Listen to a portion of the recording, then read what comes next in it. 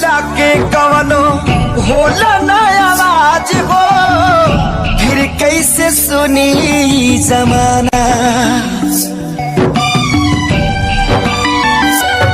हो जाइबू दोसर के तू कुछ दिन के बाद बा, दिल पगला रोई बन दीवाना।